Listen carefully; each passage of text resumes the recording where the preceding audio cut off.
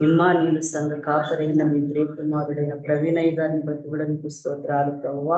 మీ కుమారుని మహిమకరంగా బలంగా మీరు వాడుకోబోతూ ఉన్నందుకు మీకు స్తోత్రం రాజా. చెప్పబడుతున్న ప్రతి మాట కూడా మీ బిడ్డలకు మాకు అర్థమవులాగా సహాయం చేయండి. ఏదో విన్నాము అని వదిలేసే వారిగా కాకుండా ప్రతి ఒక్క వాక్యమును శ్రద్ధగా విని నీ నామ మహిమార్థమై ప్రభువా మేమందరం కూడా మా కుటుంబాలను మార్చుకొనొచ్చు. నీ చిత్తం నీ ఉద్దేశం మా ఎడల నెరవేర్పు జరిగించలాగున ఈ ఒక వాక్యము మాకు ప్రయోజనకరంగా మార్చండి. నిరాజ రాకడకు మమ్మల్ని సిద్ధపరచండి. నీ ప్రియకుమారుడు ఒక నోరుని బోరగా వాడుకునండి. రెండింతలాత్మతో నింపండి. చెబుతున్న నీ కుమారుడికి ఉంటున్న మీ ప్రియ బిడ్డలందరికీ బట్టి మీకు స్తోత్రాలు. ప్రార్థన చేయటానికి నాకు ఇచ్చిన అవకాశమును బట్టి వేలాది స్తోత్రాలు స్తుతులు చెల్లించుకొనొచ్చు. నిశ్చయంగా ఈ కూడికను నీ నామ మహిమార్థమై జరిగించి మమ్మల్ని అందరినీ కూడా ప్రయోజకులుగా మార్చి నీ రాజ్యరాకడకు సిద్ధపరచమని నజరేయుడైన యేసు క్రీస్తు నామములో అడిగి వెళ్ళుకొనొచ్చు. ప్రార్థన చేయించున్నాము తండ్రి. అందరి వందనాలండి. వందనాలు. మన ప్రభువును ప్రియ రక్షకుడైన యేసుక్రీస్తు పరిశుద్ధమైన గొప్ప నామంలో ఈ యొక్క జూమ్ మీటింగ్ లో పాల్పంపులు పొంది ఉన్నటువంటి ప్రతి ఒక్కరికి నిండు మనసుతో హృదయపూర్వకమైన వందనాలు. అలాగే ఈ యొక్క జూమ్ మీటింగ్ ని ఏర్పరిచి పరిచయను బలోపేతం చేసి నడిపిస్తున్నటువంటి సహోదరి అయినటువంటి ఎస్తేర్ అక్క గారికి నిండు మనసుతో హృదయపూర్వకమైన వందనాలు. అలాగే ఈ యొక్క ప్రోగ్రాం అంతా కూడా చక్కగా జరగటానికి ఈ ప్రోగ్రాం నిమిత్తమై ఎస్తేర్ అక్క గారికి సహకరిస్తున్నటువంటి గ్లోరీ అక్క గారికి కూడా నిండు మనసుతో హృదయపూర్వకమైన వందనాలు. ఈ గ్రూప్ లోనికి పరిచయం అవటానికి, ఈ గ్రూప్ పరిచయలో పాలు పంపులు పొందుకోవటానికి సహకరించిన, ఈ గ్రూప్ లోనికి రావటానికి నన్ను మీ ఎదుటన ప్రస్తావించి మాట్లాడి నన్ను మీ ముందున ఉంచబెట్టడానికి సహకరించున్నటువంటి మా యొక్క సహోదరి అయినటువంటి షకీన్ అక్క గారికి కూడా నిండు మనసుతో హృదయపూర్వకమైన వందనాలు. గ్రూప్ లో ఎందరైతే నా దేవుని ప్రియులు పాల్పంపులు పొందున్నారో వారందరికీ నిండు మనసుతో హృదయపూర్వకమైన వందనాలు. అందరికీ వందనాలు. అందరూ బాగున్నారండి? స్తోత్రం. హల్లెలూయా. నా మాట మైక్ లో ఏమైనా డిస్టర్బెన్స్ కనపడుతున్నాడు మీకు? లేదు లేదు, బాగా. Praise the Lord. Hallelujah. Hallelujah. Hallelujah. దేవుడు మన ప్రయాసం చూసి పోయి ఉన్నటువంటి పవర్ ను కూడా మన కొరకై ప్రభు దయచేశారు. అందును బట్టి దేవునికి స్తోత్రం. హల్లెలూయా. ఈ యొక్క రాత్రి వేళ ధ్యానార్థమై ప్రభు మనకిచ్చున్నటువంటి జీవపు మాట హెబ్రీయులకు రాస్తున్నటువంటి పత్రిక, అపోస్తలుడైన పౌలు హెబ్రీయులకు రాస్తున్న పత్రిక 10వ అధ్యాయం 31వ వాక్యాన్ని ధ్యానిద్దాం. హెబ్రీయులకు రాసిన పత్రిక 10వ అధ్యాయము 31. తీసుకున్న వారు చదవండి, నేను చదివి వినిపిస్తాను. జీవము గల దేవుని చేతిలో పడుట భయంకరము. జీవము గల దేవుని చేతిలో పడుట భయంకరము. హల్లెలూయా. ఈ మాట పరిశుద్ధాత్మ దేవుడు మన వినికిడిలో నూరంతల ఫలభరితంగా మార్చి ఆశీర్వదించును దాకా. ఈ యొక్క మాట మీ ఎదుటన ప్రస్తావించడానికి కారణం ఏంటంటే, ఈ మాట మీ ఎదుటన నేను ప్రస్తావించడానికి కారణం ఏంటంటే, ఒక 2-3 రోజుల క్రిందటన ఈ యొక్క గ్రూపును నడిపిస్తున్నటువంటి సహోదరి అయిన ఎస్తేర్ అక్క గారు నాతో మాట్లాడినటువంటి మాటలను బట్టి ప్రభు నాకు ఆ రోజు మాట్లాడుతున్నప్పుడనే తెలియపరుచున్నటువంటి మాట. అంత్య దినాల్లో ఉంటున్నాం, పరిస్థితులన్నీ కూడా అననుకూలంగా ఉంటున్నాయి. క్రైస్తవ సమాజం ఉజ్జీవింపబడాలి. ప్రభువుని వెంబడిస్తున్న వాళ్ళు వెనకంచి వేయకూడదు. ప్రతి ఒక్కరు కూడా గురి యొద్దకే పరిగెత్తాలని, ప్రతి ఒక్కరు కూడా ఓర్పు సహనం కలిగి యెహోవా యందలి భయభక్తులు కలిగిన వారుగా జీవించాలి, బ్రతకాలి. ఆ తర్వాత ప్రభు రాకడలో ఎవ్వరు కూడా ఆగిపోక ఆయన యొక్క రాకడలో ఎత్తబడేవారుగా ఉండాలి అని అక్కవారు నాతో పంచుకున్నటువంటి మాట. భక్తిలో కూడా కొంతమంది ఆర్థిక పరమైన సమస్యను బట్టి వెనకబడిపోతున్నారు. బిడ్డల గురించి, కుటుంబ పరిస్థితుల గురించి, ఉద్యోగాలను బట్టి వేరే వేరే సమస్యలు ఏవైనా కావచ్చు. వాటిని భక్తికి లింక్ చేస్తూ, వాటిని భక్తికి అనుసంధానం చేస్తూ, భక్తిలో వెనక పడిపోతున్నటువంటి వారిని కొరకైన ఒక మాట మా ఇద్దరి మధ్యన, అక్కగా నా మధ్యన మరి జరుగుతున్నటువంటి సంభాషణ జరుగుతూ ఉండగా ప్రభు ఈ మాట నాకు జ్ఞాపకం చేశారు. ఏమనంటే, జీవము గల దేవుడి చేతిలో పడుట భయంకరం. ఇప్పుడు నా జీవితాన్ని మీ ఎదుట కొన్ని మాటలు ప్రస్తావించి మాట్లాడతాను. నేను యొక్క సేవ పరిచయలోనికి వచ్చి ఇంచుమించు 7 సంవత్సరాలు ముగించి రేపు జులై మాసానికి 8 సంవత్సరాలు, రేపు జూన్ మాసానికి 8 సంవత్సరాలు కావస్తా ఉంది. నేను ఈ యొక్క సేవ పరిచయంలోనికి రావటానికి మునుపు లోకంలో పడి తిరుగుతా ఉన్నాం. చదువు, ప్రయాణాలు, పనులు, ఉద్యోగాలు, ఎన్నో ప్రయత్నాలు చేస్తూ, ఎన్నో లోక ఆశలను బట్టి తిరుగుతూ, వచ్చున్నటువంటి శాలరీని బట్టి, వచ్చున్నటువంటి రూపాయిని బట్టి సేవా పరిచర్య అనే దృక్పథంతో మమ్మల్ని వెళ్తున్న దానిని పట్టించుకోకుండా, మేము సేవకు సంబంధించిన ఏ లక్షణమైనా, ఏ కోణాన ఆలోచన లేకుండా లోకంలో తిరుగుతూ ఉండేవాళ్ళం. లోకంలో ఉన్నటువంటి లోకాశల వైపు వెంపాడుతూ ఆశ కలిగి, లోకంలో ఉన్నటువంటి ప్రతి ఒక్క ఆలోచన మాలో నిండుకొని, లోకమై ఉన్నటువంటి ఆశలు మమ్మల్ని ప్రేరేపించి మమ్మల్ని లోకంలో బంధించుకొని ఉన్నాయి. అయితే 2015వ సంవత్సరం మే 1వ తారీఖున మేము ప్రభువుని నిజరక్షకునిగా అంగీకరించి బాప్తిజం కూడా తీసుకున్నాం. అయినప్పటికీ బాప్తిజం తీసుకున్నా కానీ ఎన్నాళ్ళ వాటికి భక్తి అంటే ఒక నెల, 2-3 నెలలు మాత్రమే భక్తి చేసింది. దాని తర్వాత ఏం జరిగిందయ్యా అంటే, భక్తిలో ఆరిపోయిన స్థితి, లోకాశలు మమ్మల్ని చెరబట్టి లాక్కెళ్ళిపోయినటువంటి స్థితి.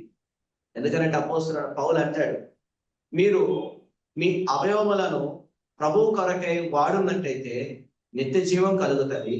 మీ అవయవాలను మీరు పాపం కొరకై మీరు కేటాయిస్తే, వాడుకున్నట్టయితే మరణం కలుగుతుందని రోమిలకు రాసిన పత్రిక 6వ అధ్యాయంలో మనం చదువుకుంటాం. రోమిలకు రాసిన పత్రిక 6వ అధ్యాయంలో మనం చదువుతాం ఆ మాటలు.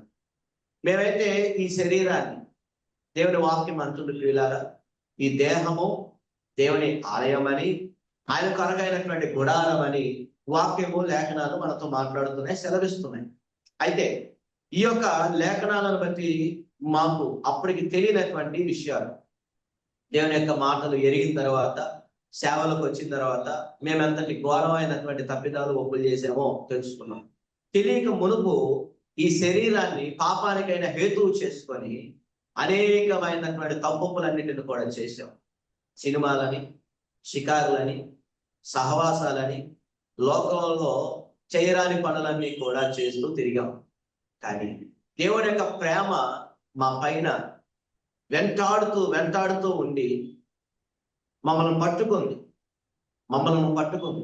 అది మా యొక్క తల్లిగారి ప్రార్థనే కావచ్చు, మా తల్లిగారు సేవ చేస్తున్నప్పుడు పరిచయాలలో ఉన్నటువంటి సేవకుల ప్రార్థనలే కావచ్చు, లేదంటే మా అమ్మగారు సేవ చేస్తున్నారు కదా, సేవలో ఉన్నటువంటి ప్రియులైనటువంటి సంఘస్థుల యొక్క ప్రార్థనలే కావచ్చు, ఇంకేమైనా కావచ్చు.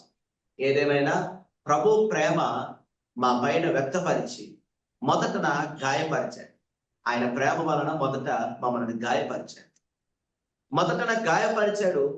2019వ సంవత్సరం జూన్ 22వ తారీఖు 5:45 షార్ప్ 5:45 PM ఆ యొక్క సమయాన మా యొక్క తెనాలి ప్రాంతంలోనే చర్చిపేట ఏరియాలో ఒక చిన్న బైక్ యాక్సిడెంట్ అయింది. దేవుడు ఎంత ప్రేమమయుడంటే, మరణానికి అప్పగించాల్సినటువంటి ఆ యొక్క యాక్సిడెంట్ ని తృప్తిలో చిన్న అపాయంగా ప్రభు తప్పించేశాడు. అయితే గాయం తగిలింది చిన్నదేమో కానీ ఆ గాయం వల్ల 3 నెలల పాటు మంచానికి పరిమితం అవ్వాల్సి వచ్చింది. 3 నెలలు మంచానికి పరిమితమైన తర్వాత ఆ 3 నెలల కాలంలో జూలై మొదటి వారంలో, జూన్ జరిగిపోయింది, జూలై మొదటి వారంలో నా యొక్క కుడికాలు పాదం యాక్సిడెంట్కి గురయ్యి చీలిక ఏర్పడి ఆ ఎముక 3 ఫ్రాక్చర్స్ గా వైద్యులు నిర్ధారించారు. కేవై రాడ్ అని అంటారు, దాన్ని వేశారు. ఆ తర్వాత 13 కుట్లు అనేవి కాలుకు పడ్డాయి. అయితే జరుగుతూ ఉండగా రోజులు గడుస్తూ ఉండగా ఆ యొక్క కాలు తీవ్రత ఎక్కువైపోయింది, నొప్పి ఎక్కువైపోయింది. తర్వాత కాలు గాయం దగ్గర కుళ్ళు ప్రారంభమైంది. దేవుని యొక్క మహాకృప, మేము ప్రార్థన చేసుకుంటున్నాం. తల్లిగారైనటువంటి జయలలితమ్మ గారు, మా అమ్మగారి పేరు, వారి దగ్గర విచారించి ప్రార్థన చేయించుకున్నాం. అంటే వారు అన్నారు, లోకంలో నుండి వేరుపరచబడి ప్రభు సేవ కొరకైనటువంటి భారాన్ని ఎత్తుకొని ఎప్పుడైతే మీరు ముందుకు వెళ్తారో అప్పుడు మీ సమస్తమైన దోషాలన్నిటిని కూడా ప్రభు చెంత ఒప్పుకున్నట్టయితే గనక క్షమించి ఆయన దగ్గర ఒక ఒడంబడిక చేసుకొని సేవలో నిలబడితే దేవుడు పూర్తి స్థాయి స్వస్థతనిస్తాడని వారు మాట్లాడారు. ఇప్పటికైనా మారు, ఇప్పటికైనా సరి చేసుకో, ఇప్పటికైనా సరే నీ జీవితాన్ని ప్రభువుకై అంకితం చేసుకో అని వారు మాట్లాడిన తర్వాత ఆ రోజు రాత్రే, తెలియపరిచున్నటువంటి రాత్రి, ఆ రోజు నా దగ్గర అమ్మగారు లేరు కానీ ఆ రోజు మా యొక్క వేరే బ్రాంచ్ అయినటువంటి ఎర్బాల ప్రాంతంలో సేవలో ఉన్నారు. నాకు తీవ్రమైన నొప్పిని బట్టి కలుగుతున్న ఆ సలపరాన్ని బట్టి కలుగుతున్నటువంటి ఆ యొక్క రక్తం కారుతున్న పరిస్థితిని బట్టి భయపడి ప్రార్థన చేయించుకోవడానికి ఫోన్ చేయడం జరిగింది. ఆ తర్వాత దేవుని యొక్క మహాకృప నేను ప్రార్థన చేసుకుంటున్నాను. చేస్తున్నటువంటి తప్పులన్నింటిని కూడా ఒప్పుకుంటూ వచ్చాం. మరి వీలైతే నీ కృపలో మమ్మల్ని జ్ఞాపకం చేసుకొని క్షమించు అని దేవుని అడిగిన తర్వాత ఆయన యొక్క కరుణ గల గాయపడినటువంటి హస్తం నేను చూశాను. ఆ దర్శనాన్ని నేను చూశాను. ఆకాశము మెరుపులతో కూడింది.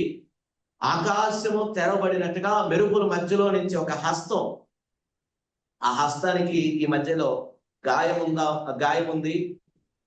ఆయన యొక్క వస్త్రపు చెంగు నాకు కనపడతా ఉంది. ఆయన గాయపడినటువంటి హస్తంతో ముట్టి నిమిరాడు. నేను ఎవరబ్బా అని అనుకున్నాను, ఇదేమన్నా కలయవలే అని అనుకుంటా ఉన్నాను. ఆ తర్వాత మరల కన్ను మూసుకొని కన్నీళ్లతో ప్రార్థన చేసుకుంటుండగా ప్రభు యొక్క హస్తం ముట్టి నన్ను నిమురుతా ఉంది. వైద్యులు ఏం చెప్పారంటే, ఇక పాదంలో కుళ్ళు ప్రారంభమైంది, మరి ఇక చూద్దాం, 1 వారం రోజులు మందులు వాడగా చూద్దాం, ఒకవేళ అప్పటికి రియాక్ట్ కాకపోతే గనక మరి పాదాన్ని తీసేద్దాం అన్నట్టు కూడా మాట్లాడారు. అప్పుడు చాలా భయం కలిగింది, బాధ కలిగింది. భయంతోనే, ఆ కాలు పోతుందనే భయంతోనే తల్లిగారి దగ్గరికి వెళ్ళి ప్రార్థన సహాయాన్ని కోరాం. ప్రార్థన చేసుకోవడానికి ఇష్టపడ్డాం. పాపాన్ని ఒప్పుకోవటానికి మనసును ఒప్పుకోలు చేసుకున్నాం. హృదయాన్ని దేవుని సన్నిధిలో కుమ్మరించుకున్నాం. భయాన్ని బట్టే చేశానే తప్ప ఇష్టంతో అయితే చేయలేదు. ఏదేమైనా కానీ అది భయంతోనైనా, ఇష్టంతోనైనా, ప్రేమతోనైనా ప్రభు నా ప్రార్థన మొరని ఆలకించి విరిగి నలిగి ఉన్నటువంటి హృదయాన్ని ఆయన ఏమాత్రమైనా ఆలక్ష్యం చేయక నా ప్రార్థనను ప్రభు ఆలకించి ఆయన గాయపడినటువంటి హస్తంతో కుళ్ళిపోతానికి సిద్ధమైనటువంటి నా పాదాన్ని ముట్టి బాగు చేసి స్వస్థపరిచి ఈరోజు ప్రభు పని కొరకైనా నిలబడటానికి ఓ పనిముట్టుగా, సాధనంగా ప్రభు పని కొరకై పరిగెత్తడానికి నా పాదాలను ప్రభు ఆయన పని కొరకైనా వాడుకుంటూ ఈ రోజు మీ ఎదుటనే ఇలాగ నిలబడి వాక్యాన్ని చెప్పడానికి ప్రభు కృపను అనుగ్రహించారు. హల్లెలూయా. 2021వ సంవత్సరం జూలై 23వ తారీఖు నేను సేవకునిగా అభిషేకం చేసుకొని ఆ రోజు ప్రారంభమైనటువంటి సేవా పరిచర్య ఈ రోజు వరకు పనిలో వాడబడుతూనే ఉన్నాం. 2019 జూన్ 22న నాకు యాక్సిడెంట్ అయ్యింది. జూలై, ఆగస్టు 30వ తారీఖున నా కాల్లో ఉన్నటువంటి కేవై రాడ్ అనే దాన్ని తీసేయటం. 1 వారం రోజులకి నడక మరలా ప్రాక్టీస్ చేసి, 3 నెలల పాటు నడవకపోతే నడక రాదు. ఇక మరలా నడకను ప్రాక్టీస్ చేసి ఆ తర్వాత ప్రభు పని కొరకై నేను నిలబడతానని దేవుని దగ్గర ఒప్పుకోలు చేసుకొని ఈ 2 సంవత్సరాల పాటుగా సేవకులతో పాటు ఉంటూ సేవా పరిచయలు నేర్చుకుంటూ ప్రభు పాదాలను పట్టుకుంటూ ప్రార్థన చేసుకుంటూ లేఖనాలను క్షుణ్ణంగా నాకున్నటువంటి పరిధిని బట్టి చదువుకుంటూ తెలియని సమాచారం సేవకులను అడిగి సేవకులను అడిగి తెలుసుకుంటూ ప్రభు జ్ఞానంను బట్టి ఎంతవరకు సేవ పరిచయలో ముందుకు కొనసాగుతూ ఉన్నారు. మరి నన్ను ఈ విధంగా ప్రభు ఎంపిక చేసుకొని వాడుకుంటూ వచ్చారు. సేవకులు ఎప్పుడు చెప్తా ఉండేవారు, అయ్యా నేను సేవ చేయాలి, సేవలో నేను వాడుకోవాలని ప్రభు ఇష్టపడుతున్నారని సేవకులు ఎంతో మంది చెప్పేవాళ్ళు. కానీ మేము వారి మాటలను తృణీకరించేవారు, తృణప్రాయంగా చూసేవారు. మా తల్లిగారు అయినటువంటి లలితమ్మ గారు కూడా చెప్తా ఉండేవాళ్ళు, నేను చేస్తున్నటువంటి ఈ పరిచర్య మీరు చేస్తారా చేయరని అడిగినప్పుడు మేమైతే చేయము అని అనేవాళ్ళం. కానీ ప్రభు మీ ముగ్గుకు గాలనేసి మరి లాక్కొచ్చిన పనిని నా తర్వాత మీ ద్వారాగా ప్రభు జరిగించుకుంటాడని పలుమార్లు చెప్తా ఉండేవారు. మా యొక్క సేవకులు సురేష్ అయ్య గారు కూడా మీ తల్లిగారు చేస్తున్నటువంటి పరిచర్యను అన్యాయంగా దేవుడు విడిచిపెట్టడు, నీ ద్వారాగానైనా మీ అన్న ద్వారాగానైనా. నాకు ఒక సహోదరుడు, మా అన్నయ్య, నాకు మా అన్నకు 7 సంవత్సరాలు వయసు వ్యత్యాసం ఉంది. మా అన్నకు మ్యారేజ్ అయింది, 2 పిల్లలు. అలాగే ఈ మధ్య కాలం 2026వ సంవత్సరంలో జనవరి 22వ తారీఖున నాకు వివాహం. అయితే దేవుని యొక్క మహాకృపలో సేవకులు ఏమని మాట్లాడారో, ఏమని ప్రార్థన చేశారో, సంఘం ఏమని ప్రార్థన చేసిందో నాకు తెలియదు. కానీ ఈ రోజున తన యొక్క పరిచయలో ఓ పనిముట్టుగా ప్రభువు వాడుకుంటూ ఉన్నాడు. తన సేవ పరిచయ నిమిత్తమై ఆత్మలు నశించుకోవచ్చున్నటువంటి ఆత్మల రక్షణార్థ నిమిత్తంగా ఒక పాత్రగా ఎంపిక చేసుకునే ప్రభు ఆయన పనిలో వాడుకుంటున్నారు. అటు తల్లికి సహకారంగా పరిచయలో అనివాడిగా ఆయన మాటలు మోయటానికి, ఆయన మాటలు ప్రకటించటానికి, ఆయన మాటలు ఇతరులకు వారికి తెలియపరిచి ఆయనలోనికి నడిపించి రక్షించుట కొరకైనటువంటి ఓ సాధనమైన వాడిగా ప్రభు వాడుకుంటూ ఉన్నారు. మరి ఇదే నా చిన్న సాక్ష్యం. ఈ సాక్ష్యాన్ని ఎంతమంది విన్నారో వినలేదో నాకు తెలియదు. కానీ విన్నటువంటి మీ అందరికీ కూడా హృదయపూర్వకమైనటువంటి వందనాలు. సరే, ఇక వాక్యంలోనికి వెళ్ళిపోదాం ఆలస్యం చేయక. మరి హెబ్రీయులకు రాసిన పత్రిక 10వ అధ్యాయము 31వ వచనంలో గల మాట, జీవము గల దేవుని చేతిలో పడుట భయంకరము అనే మాటను మనం చూస్తున్నాం. ఈరోజు యావత్ ప్రపంచానికి లేనిది ఏంటంటే భయం. 2020 సంవత్సరం మార్చి 22వ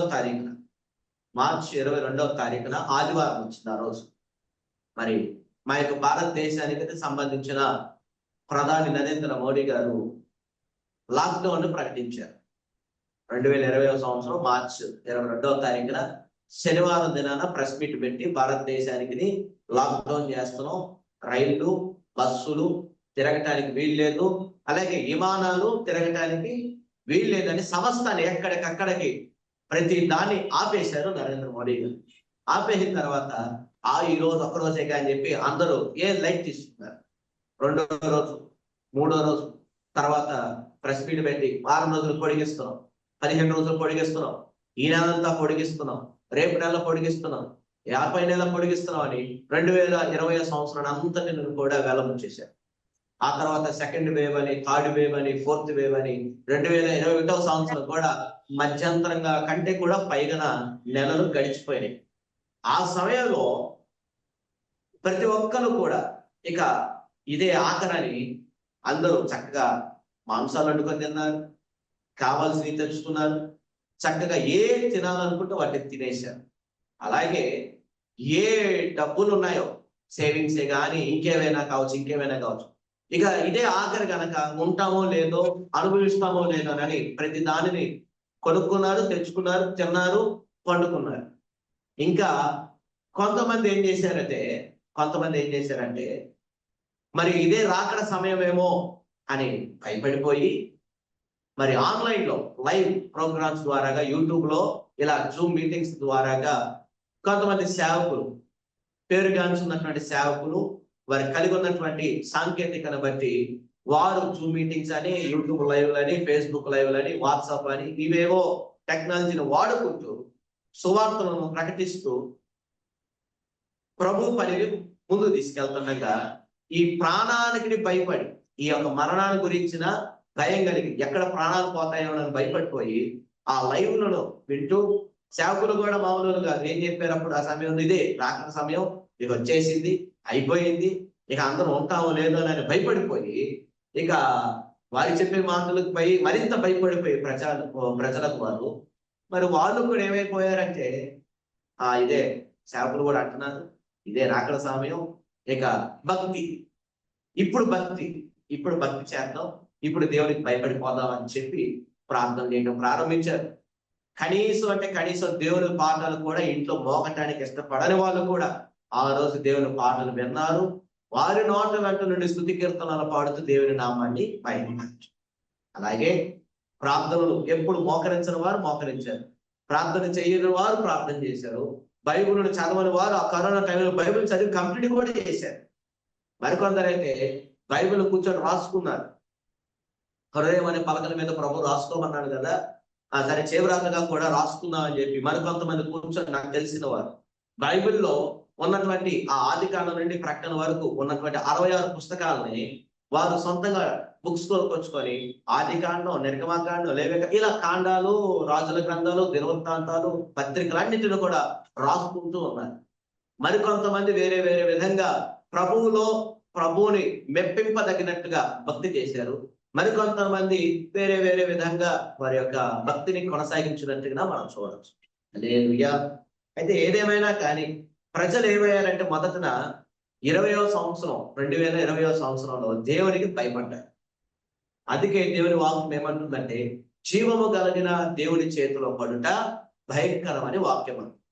నిజంగా దేవుని యొక్క హస్తాన్ని గురించి, దేవుని యొక్క క్రియల గురించి, దేవుని యొక్క పరాక్రమమైనటువంటి కార్యాలను గురించి మనం ధ్యానిస్తుండగా ఎంతోగానో మనం భయపడాల్సిన వాళ్ళమై ఉన్నాం. భయాన్ని గురించిన మాటలు లేఖనంలో ఏం చెప్తాయంటే, కీర్తనల గ్రంథం 19వ అధ్యాయం 10వ వాక్యాన్ని కనుక మీరు చూస్తే, కీర్తనల గ్రంథం 9వ వాక్యం, కీర్తన గ్రంథం 19వ కీర్తన 9 వాక్యాన్ని కనుక మీరు చూస్తే, యెహోవా యందైన భయము పవిత్రమైనది. హల్లెలూయా. యెహోవా యందైన భయము పవిత్రమైనది. మరో మాటను కూడా మీకు చూపెడతాను. 111వ కీర్తన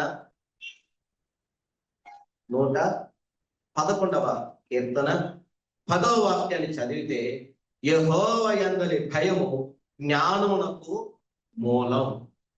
ఇంకొక మాట మనం చదివితే 28వ అధ్యాయం సామెతల పుస్తకంలో నుండి 28వ అధ్యాయాన్ని కనుక చూస్తే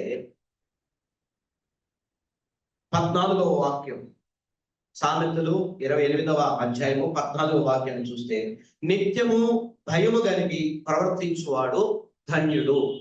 నిత్యము భయము కలిగి ప్రవర్తించువాడు ధన్యుడు. నేను 3 రోజుల నుంచి అక్క మాట్లాడిన తర్వాత ప్రతి నెల మొదటి ఆదివారం మాకు ప్రభు బలారాధన ఉంటుంది. మరి శుక్రవారం, శనివారం, ఆదివారం 3 రోజులు నిర్విరామంగా దేవుని సన్నిధిలో ప్రార్థన చేసుకుంటూ, వాక్యాల కొరకైన దర్శనాన్ని పొందుకోవటానికి, దేవుని దగ్గర నుంచి ఆ మాటలు పొందుకోవటానికి ప్రార్థనలు చేసుకుంటూ, వాక్యాన్ని ధ్యానిస్తూ, అలాగే మరి ఈ 3 రోజులు ఉపవసించి దేవుని దగ్గర కనిపెట్టుకుంటూ ఉంటారు. అక్క మాట్లాడిన తర్వాత, ఎస్తేర్ అక్క మాట్లాడిన తర్వాత ఏ మాటలు చెప్పాలి అన్నప్పుడు ఆ రోజు మాట్లాడుతుండగానే ప్రభు ఈ వాక్యాన్ని ఇచ్చారు.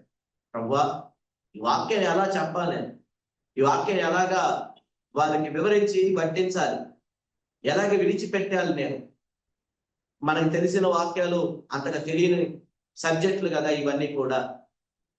ఏదో దేవుడు ఇచ్చినటువంటి ఆలోచన బట్టి, దేవుడు నాకు తెలియపరుచున్నటువంటి 4 మాటలు బోధించుకుంటూ వెళ్ళిపోతున్నాను. ఇప్పుడు ఈ వాక్యాన్ని ఇచ్చావు, ఈ వాక్యాన్ని ఎలా బోధించాలన్నప్పుడు దేవుడు ఈ యొక్క మాటలన్నీ కూడా జ్ఞాపకాలలోనికి తెచ్చారు.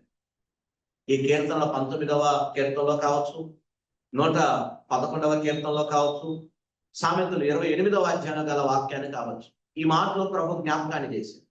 పవిత్రమైంది నా యందలి భయము, పవిత్రమైంది నా యందలి భయము జ్ఞానానికి మూలం, నా యందలి భయము అది ధన్యత అని ఈ 3 వాక్యాలను ప్రభు జ్ఞాపకం చేశారు.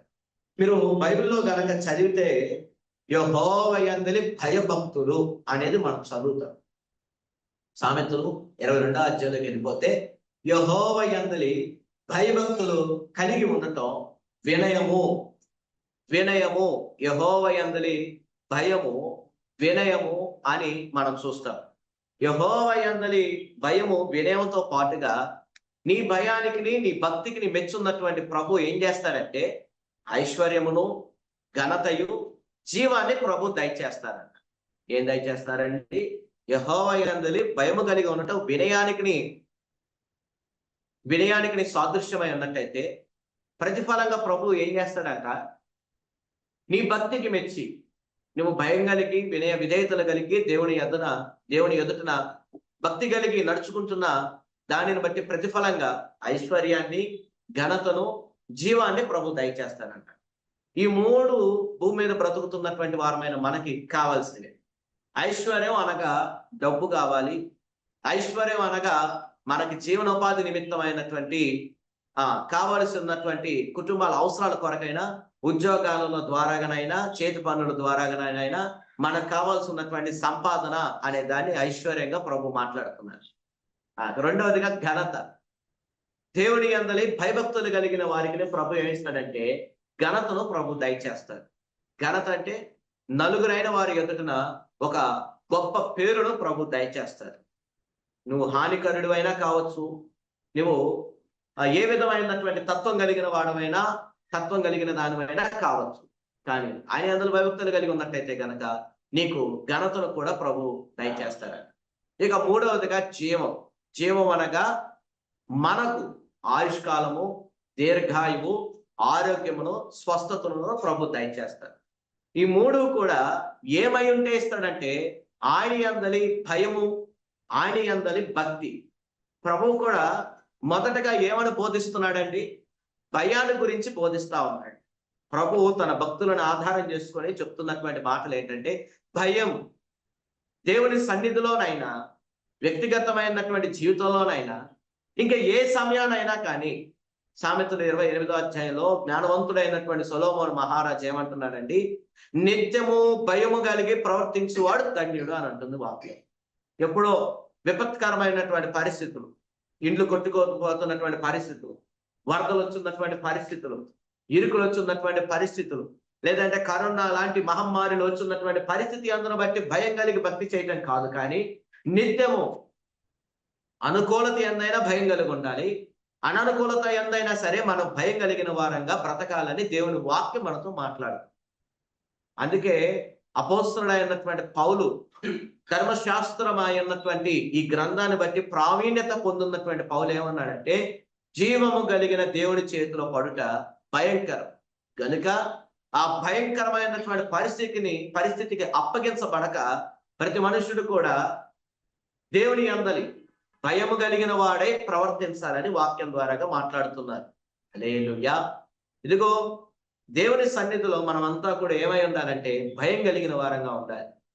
కేవలం ఆదివారం వర్షిప్కి వెళ్ళినప్పుడు, లేదంటే శుక్రవారాల, లేదంటే శనివారాల, లేదంటే ఇలాంటి మీటింగ్స్ కండక్ట్ చేసినప్పుడు భయం కలిగి ఉండటం కాదు, కానీ ప్రతిసారి, ప్రతి క్షణము, ప్రతి రోజు, ప్రతి పూటన మనం భయం కలిగిన వారంగా బ్రతకాలి. భయం లేనటువంటి పరిస్థితులను మనం జ్ఞాపకం చేసుకోవచ్చు. ఎక్కడ? ఆదిలో నుంచి మనం జ్ఞాపకం చేసుకుంటా గనక ఉంటే, ఇదిగో తినకూడదు అన్నటువంటి ఫలాన్ని తిన్నటువంటి హవ్వను మనం జ్ఞాపకం చేసుకోవచ్చు. ప్రభు ఏదైనా వనంలో దాన్ని సేద్యపరచడానికి, కావలు కాయటానికి ఎవరిని ఏర్పరిచాడంట? మొదట ఆదాముని ఏర్పరిచాడంట.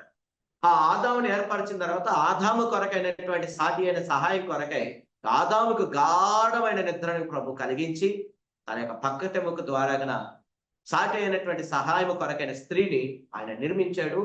ఆదాము ఎదుట నిలవబెట్టున్నాడు. ఆదాము అన్నాడు, ఇది నాలో నుండి తీయబడింది, నా ఎముకలలో ఎముక, నా మాంసంలో మాంసం గనక ఇది నారి అనబడును అనే వాక్యాన్ని ఆది కాండంలో మనం చదువుతాం. అయితే దేవుడు చెప్పున్నటువంటి మాట ఆదాముకు తెలుసు కదా. అలాగే ఆదాము కూడా అబద్ధంతో పంచుకున్నాడు కదా. అమ్మా, ఏదైనా వనంలో అన్ని మనం తినొచ్చు. ఏదైనా వనంలో మంచి వృక్షాలు ఉన్నాయి, మంచి ఫలాలు ఉన్నాయి, మంచి కాయలు ఉన్నాయి, మంచి ఫ్రూట్స్ అవైలబుల్ గా ఉన్నాయి. వీటిలో ఏదైనా తినొచ్చు నిర్భ్యంతరంగా అని ప్రభు మనకు పర్మిషన్ ఇచ్చేసాడమ్మా. కానీ ఒకటి మాత్రం ఇవ్వలేదు, ఏంటంటే ఏదైనా వనంలో మధ్యగల తోటలో మధ్యగా ఉన్నటువంటి చోటన మంచి చెడ్డలను తెలియపరచు వృక్షాన్ని ప్రభు నాటాడు. వాటి ఫలాలను తినకూడదని ప్రభు ఆజ్ఞను ఇచ్చాడు, నాకిచ్చాడు. నాతో పాటు నీకును అది వర్తిస్తుంది. అది భర్తనై ఉన్న నేను పాటిస్తున్నాను, భార్య ఉన్న నీవు పాటించాల్సిందే అన్నప్పుడు హవ్వము కూడా మొదట పాటించింది, రెండోసారి పాటించింది, మూడోసారి. అంటే జీవన యాత్ర కొనసాగుతుండగా 1, 2, 3, 4, 5 రోజులు కొనసాగుతుండగా మనకి ఎన్ని నెలలైందో, ఎన్ని వారాలైందో, ఎన్ని సంవత్సరాలు గడిచిందో మనకు తెలియదు. కానీ ప్రభు యొక్క మాటను హవ్వమ్మ లెక్క చేయక యుక్తి కలిగినటువంటి సర్పం మాటలు విని, దేవుడు గొప్పోడా సర్పం గొప్పదా అంటే దేవుడే గొప్పోడు కదా. సర్పము కల్లిబొలి మాటలు చెప్పినా, లేదంటే ఇంకేమైనా ఆలోచింపజేసే ఆశ పుట్టించే మాటలు మాట్లాడినా హవ్వమ్మ ఆ మాటలు స్పందించకూడదు. ఎందుకనంటే ఇది నా యజమానుడగు ఆదాము చెప్పాడు. నా యజమానుడగు ఆదాముకి ఆయన తండ్రి అయి ఉన్నటువంటి వారు బోధించారు. ఈ మాట కరాఖండితంగా మీరు పాటించాల్సిందే. అది రమ్యమైనదైనా కావచ్చు, కనులకును రమ్యమైనది కదా. అది తింటే మీరు నిశ్చయముగా మీ నేత్రాలు వెలిగించబడతాయి, మీరు వెలిగించబడతారు, దేవుడితో సమమైన వారుగా ఉంటారని ఎన్ని టెంప్టింగ్ కలిగినటువంటి మాటలు మాట్లాడినా హవ్వమ్మ దేవుని మాటకు, యజమానుని మాటకు భయపడి ఉంటే కనుక ఆ తప్పు జరగపోవనే. అయితే ఏదేమైనా కానీ ఆ ఫలాలు ఆమె తినటం, ఆమె యజమానునికి మరి తెలిసిచ్చిందా తెలియకిచ్చిందా తెలియదు. కానీ మొత్తంగా ఆదాము కూడా ఆ ఫలాలను తినేశాడు. ప్రభు ప్రతి చల్లపూటన వారిని కలుసుకుంటున్నాడు, మాట్లాడుతున్నాడు. ప్రతి చల్లపూటన కలుసుకునేటట్టుగానే అలవాట్లో ఆయన కూడా ఆ రోజు వచ్చాడు. అయ్యా ఆదాము, హవ్వ ఎక్కడున్నారు ఏంటి అని మాట్లాడారు. నేను దిగంబరుడై ఉంటా, నాకు తెలుసున్నది కనుక నీ ఎదుటకు రావటానికి నేను భయపడుతున్నాను. ఓ, నీ దిగంబరత్వాన్ని తెలియపరిచిన వాడు ఎవడు అంటే, ఇదిగో నువ్వు ఇచ్చావుగా చాటైన సహాయం, నీవే. నువ్వు తినద్దన్నటువంటి ఫలాలు ఆమె తినటం కాక నాకు ఇచ్చింది. అది రాత్రి పొట్టిచ్చిందా, సాయంకాలం ఇచ్చిందా, ఉదయం పొట్టిచ్చిందా తెలియదు. కానీ మొత్తంగా ఆదాం కూడా తిన్నాడు.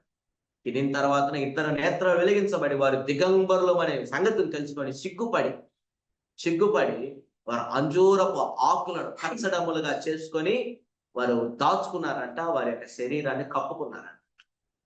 దేవుడు వెంటనే కోప్పడి ఇద్దరిని ఏదైనా వనంలో నుంచి బయటికి తరిమేశాడంట. ఆ రోజే రక్తం చిందించబడటం ప్రారంభమైంది. ఒక గొర్రెపిల్లను తీసుకున్నాడు, వధించాడు, వాటి చర్మాన్ని తీశాడు, ఒలిచాడు. ఆ చర్మంతో వారిద్దరికి వస్త్రాలను కుట్టించి ప్రభు వారికి ఇచ్చేసాడు. ఏదైనా వనంలో నుంచి ప్రభు బయటకు తీసుకొచ్చారట. మరలా ఏదైనా వనంలోకి ఎక్కడ ప్రవేశిస్తారేమోనని దూతలను ఆ ఏదైనా వనానికని కావలు ఉంచాడంట ప్రభు. అక్కడ నుంచి భయమునకును బీజం పడి, అక్కడి నుంచి భయం లేకపోవటానికని బీజం పడి, ఈ రోజు వరకును కూడా మనుషులకు దేవుడు అంటే ఎంతవరకు భయము అంటే, శ్రమలను బట్టే భయం, ఆరోగ్య పరిస్థితులను బట్టే భయం, ఆర్థికమైన పరిస్థితులను బట్టే భయం, లోకంలో జరుగుతున్నటువంటి వింతలు విచిత్రాలను బట్టి భయమే తప్ప దేవుడు అంటే స్వతగా ఎవరికి భయం లేదు. పూర్వమై ఉన్నటువంటి మన పితరులకు వారు ఏమని బోధిస్తా వచ్చారంటే, ప్రభు కృప కలిగిన వాడు కృపామయుడు, ఆయన ప్రేమ కలిగిన వాడు ప్రేమాస్వరూపి ప్రేమామయుడు, ఆయన దయామయుడు అని బోధించారు, మాట్లాడారు, కాదనట్లేదు. కానీ ప్రభులో కూడా వేరే వేరే వేరే రూపం ఉందనేది చెప్పారో చెప్పలేదు నాకైతే తెలియదు. కానీ నేటి తరానికి గనక ఆ మాటలు తెలుసుంటే ఖచ్చితంగా భయపడుతూనే బ్రతికేవాళ్ళు.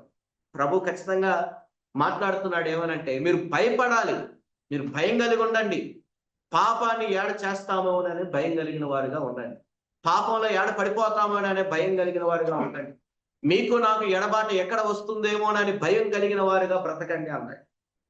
మత్తయి సువార్త చూద్దాం, చూడండి. మత్తయి సువార్తలో 11వ అధ్యాయము 20 నుంచి 24 మాటలు. మత్తయి సువార్త 11వ అధ్యాయము 20 నుంచి 24 వచనాల్లో ఉన్నటువంటి మాటలు మనం చదివితే, పిమ్మట ఏ పట్టణములలో ఆయన విస్తారమైన అద్భుతములను చేసెనో ఆ పట్టణములు వారు మారు మనసు పొందకపోవటం వలన చేసిన ఆ పట్టణం పొందకపోవటం వలన ఆయన వారి నిట్లు గద్దింపసాగాం. అయ్యో కొరేజయ, అయ్యో బెత్సాయిదా, మీ మధ్యలో చేయబడిన అద్భుతములు తూరు సీదోను పట్టణములలో చేయబడిన ఎడల ఆ పట్టణము వారు పూర్వమే గోనెపట్ట కట్టుకొని బూడిద వేసుకొని మారు మనసు పొంది ఉంది. విమర్శ దినమందు మీ గతి కంటే తూరు సీదోను పట్టణములు వారి గతి వారవదగినదై ఉంది.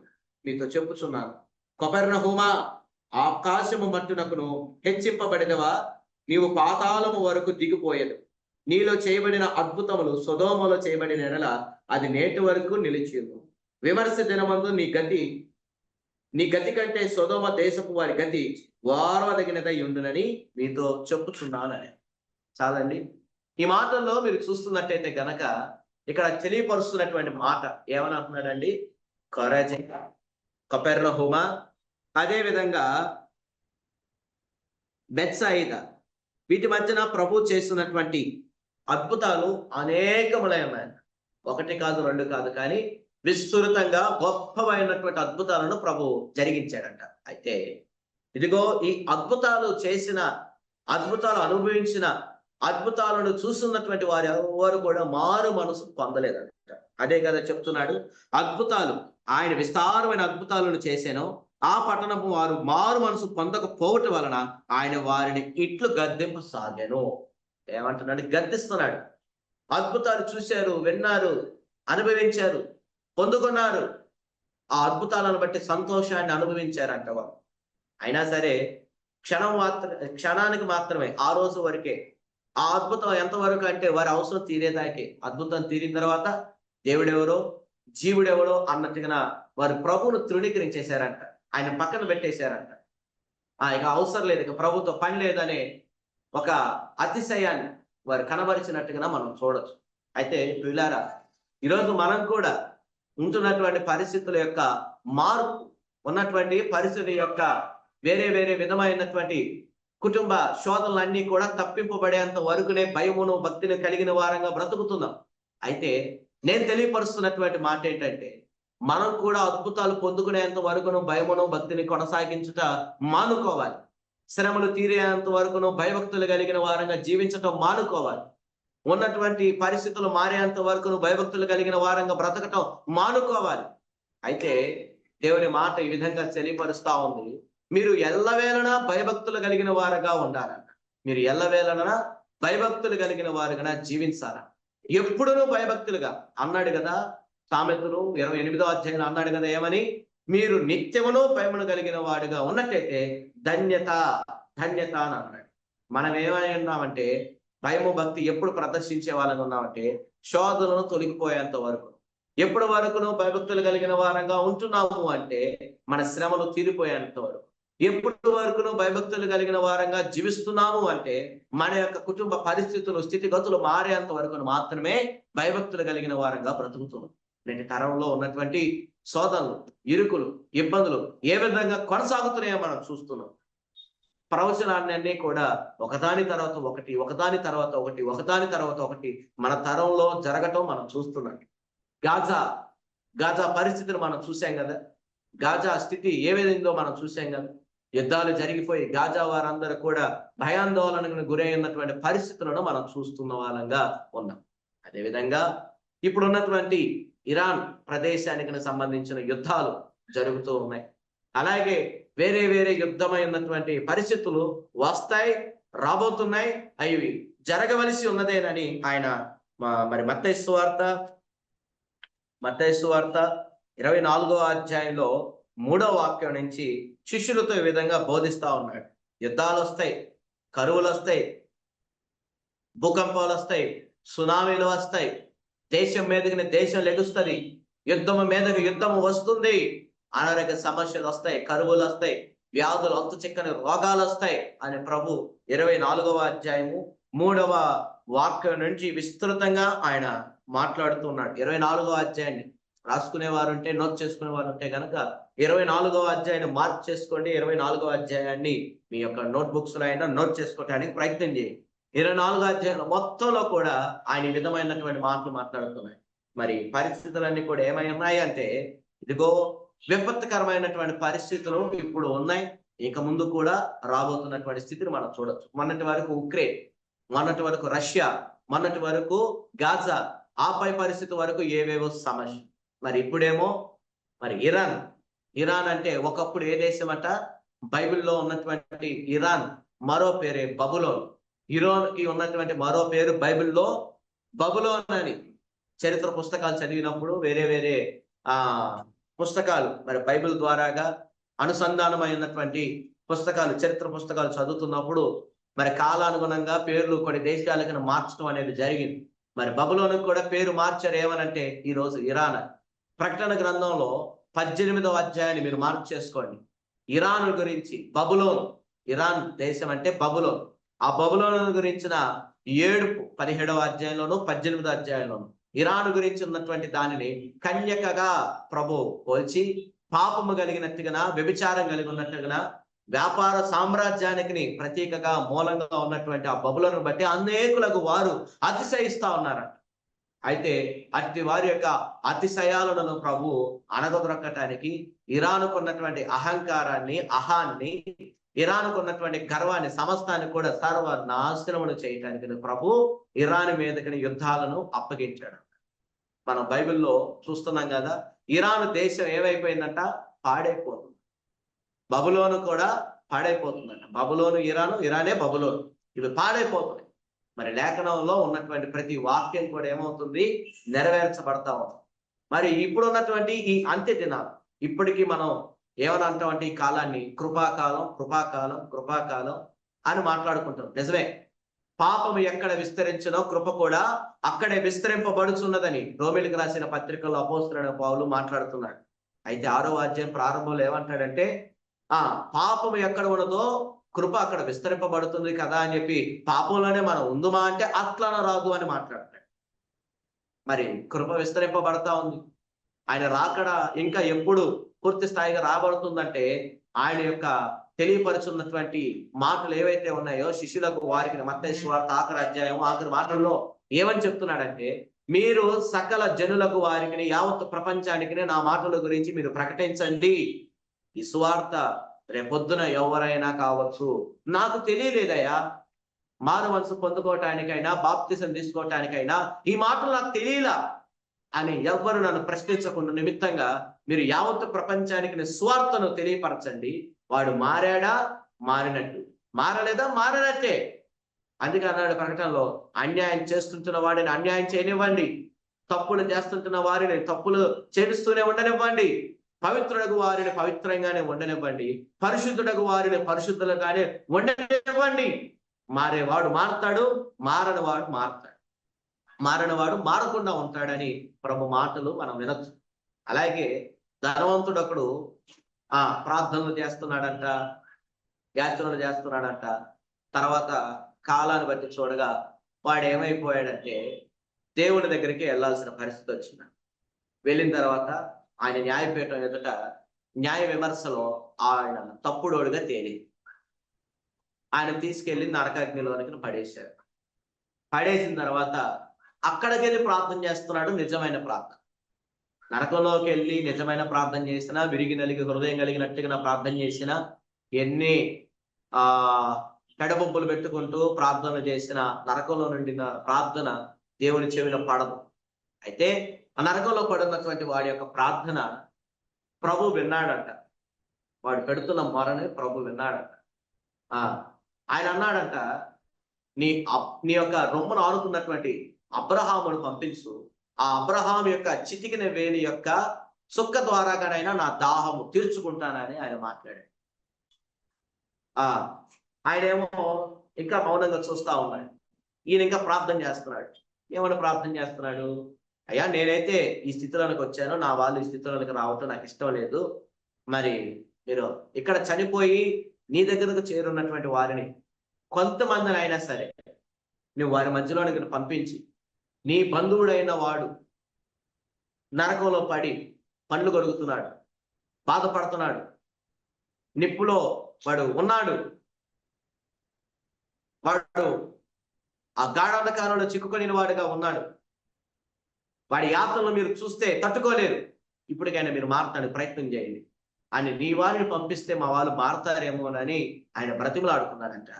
కానీ అప్పటికే ప్రభు ఏమన్నాడంటే, మీ మధ్యన మోషే, వారి మధ్యన మోషే, వారి మధ్యన ఏలియా వంటి ప్రవక్తలకు వారు, సేవకులకు వారు ఉన్నారు అని మాట్లాడుతా ఉన్నాడు. హల్లెలూయా.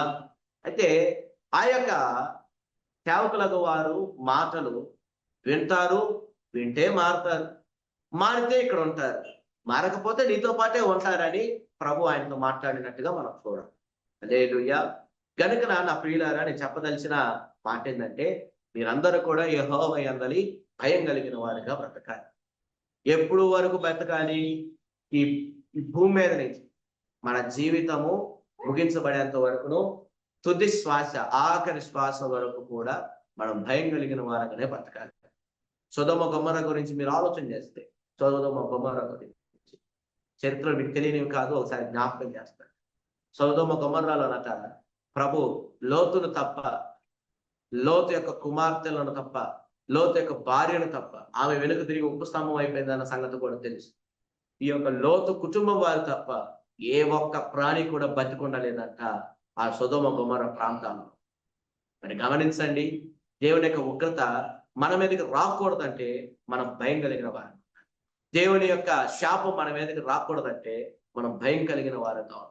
దేవుని యొక్క శిక్షా విధి మన మీదకి రాకూడదు అంటే మనం భయం కలిగిన వారంగా బ్రతకాలి.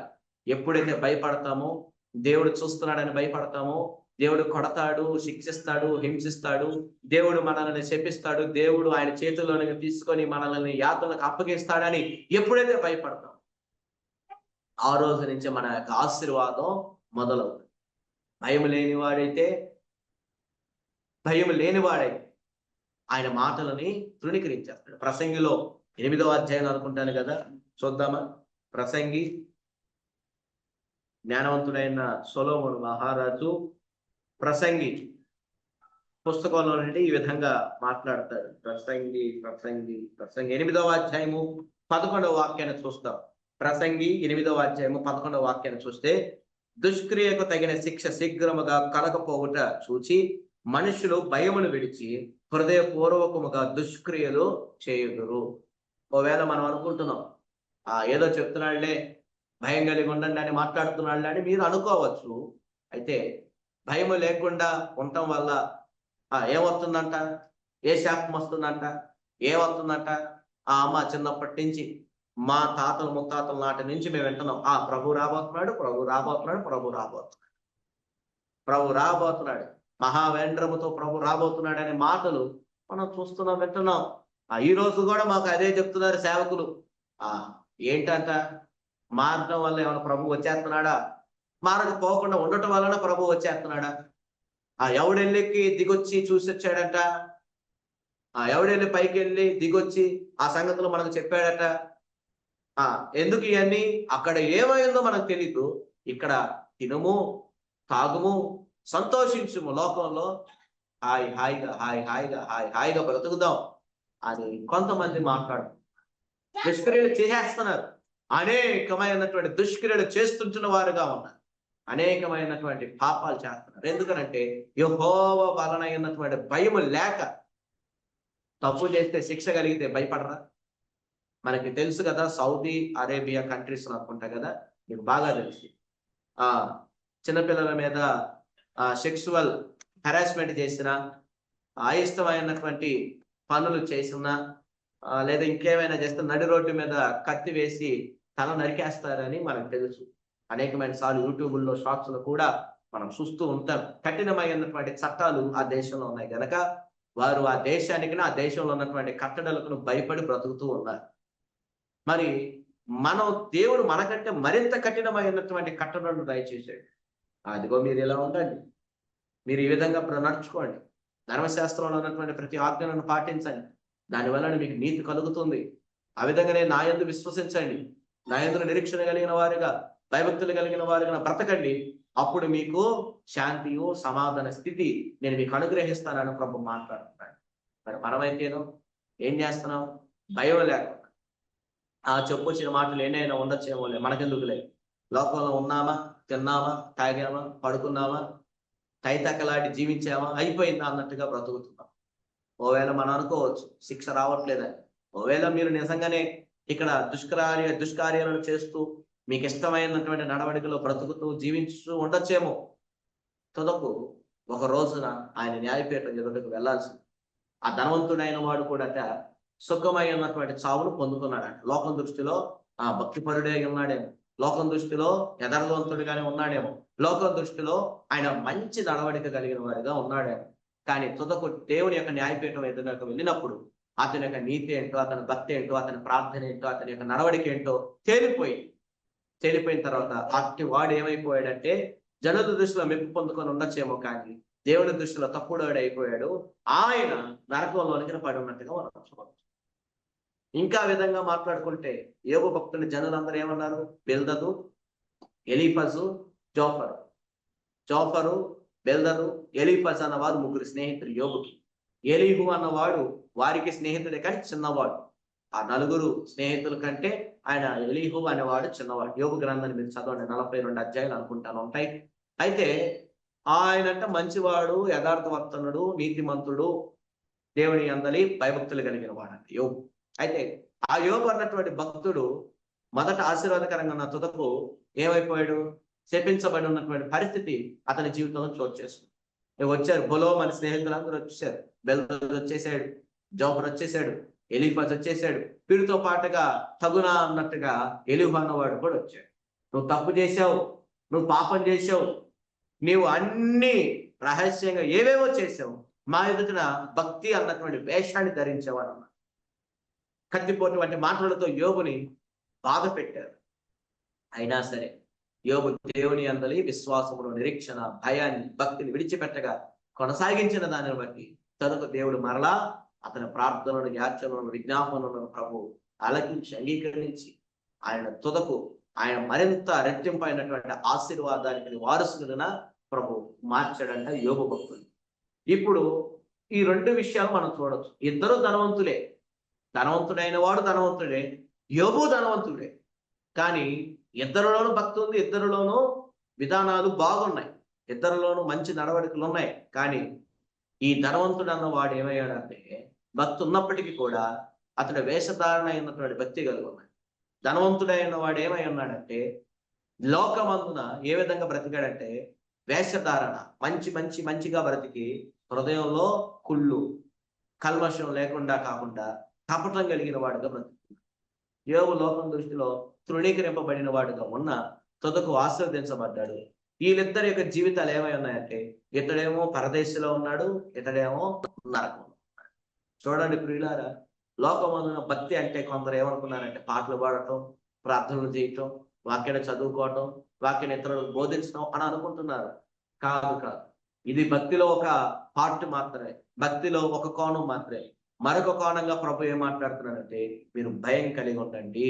అందుకే కీర్తనల పుస్తకంలో నుండి ప్రభు ఏం చెప్తున్నాడంటే కీర్తనలు 4వ కీర్తన 4వ వాక్యాన్ని చదివితే, కీర్తనలు 4వ కీర్తన 4వ వాక్యాన్ని చదివితే భయము నొంది పాపము చేయకుడి. కీర్తనలు 4వ కీర్తన 4వ వాక్యాన్ని చదివితే భయము నొంది పాపము చేయకుడి. ఒకవేళ దుష్కార్యాలు చేస్తున్నప్పటికీ శిక్ష రావట్లేదని ఇంకా పాపం మితిమీది చేస్తున్నామే, వ్యభిచరిస్తున్న వాళ్ళంగా ఉంటున్నామే, లేదంటే దేవునికి హేయమైనటువంటి కార్యాలను జరిగిస్తూ బ్రతుకుతున్నామే. ఏదేమైనా కానీ ప్రియులారా, నేను చెప్పదలుచున్నటువంటి మాట ఏంటంటే మీరు యెహోవా యందలి భయం కలిగి పాపం చేయకుండా బ్రతకండి. యెహోవా యందలి భయం కలిగి పాపం లేనటువంటి వారిగా బ్రతకండి. ఆయన యందలి భయం కలిగిన వారిగా జీవించండి. భయము పవిత్రమైనదట, భయము జ్ఞానమైనదట, భయము ధన్యత అయిందట. యెషయా గ్రంథం 11వ అధ్యాయం కూడా మనం చూడొచ్చు. యెషయా గ్రంథం 11వ అధ్యాయం 3వ వాక్యాన్ని చదివితే యెహోవా భయము అతనికి ఇంపైన సువాసనగా ఉండును.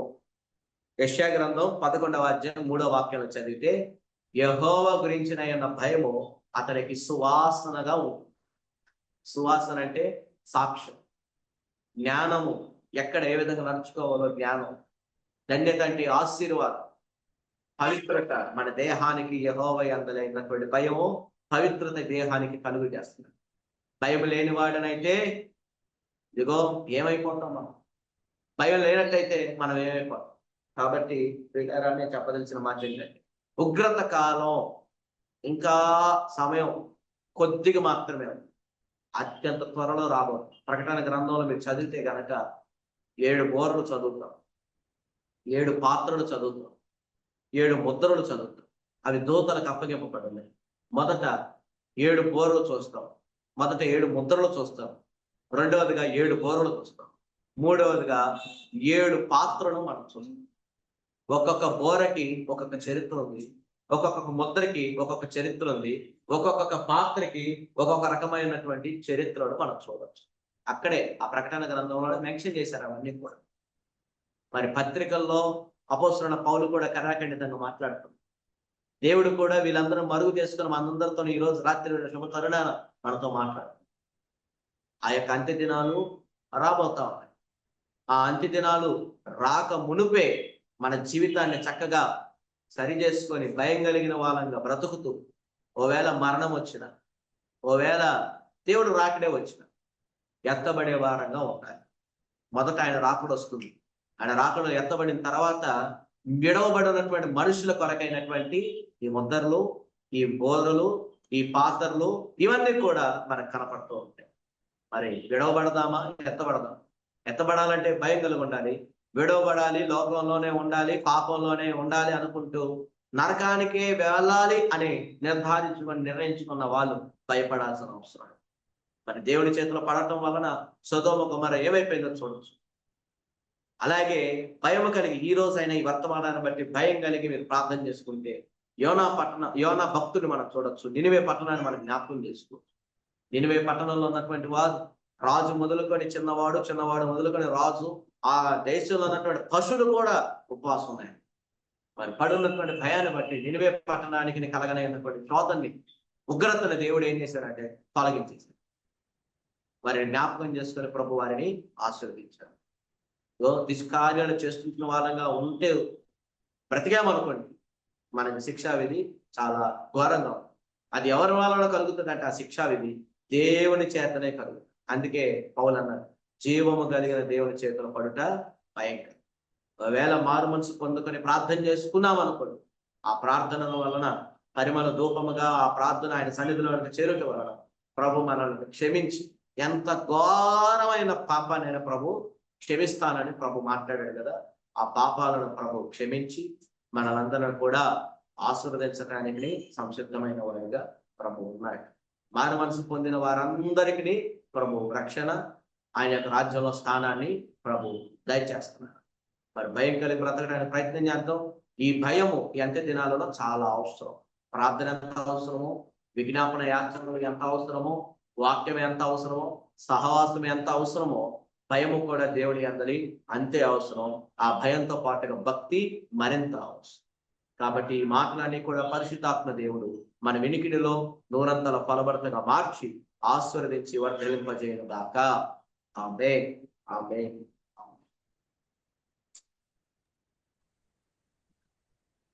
చివరి ప్రార్థన ఆశీర్వాదం. చివరి ప్రార్థన చేయమంటారా? అవునండి. మహాపరిశుద్ధుడా, కృప కలిగిన తండ్రి, కనికర స్వరూపుడా, మీ ఘనమైన మహోన్నతమైన గొప్ప నామాన్ని బట్టి వందనాలు, స్తుతులు, స్తోత్రాలు ప్రభా.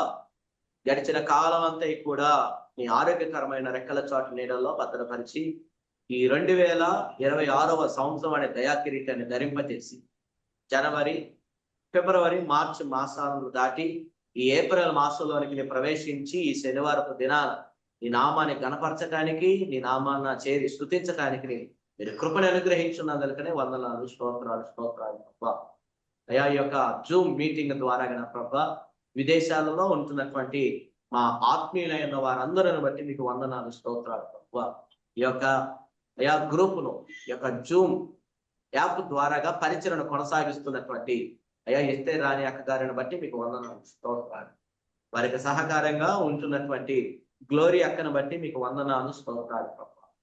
అయ్యా ఈ యొక్క గ్రూపులో నేను కూడా ఒక పాలిభాగస్తుడనై వాక్యాన్ని బోధించటకై ప్రభా నీ యొక్క సేవకులైనటువంటి మా సహోదరి షకీర్ అక్కను ప్రభా మీరు ప్రేరేపించి అయ్యా నన్ను ఈ గ్రూపులో అయ్యా వాక్యాన్ని ప్రకటించటకై ఒక్కసారి అవకాశాన్ని వారి దగ్గర అడిగి నన్ను వాడటానికి, నన్ను నీ పరిచయలో ఒక పనిముట్టుగా ఉపయోగించుకోవటానికి అయ్యా వారికి ఇచ్చున్నటువంటి తలంపును బట్టి మీకు వందనాలు, స్తోత్రాలు.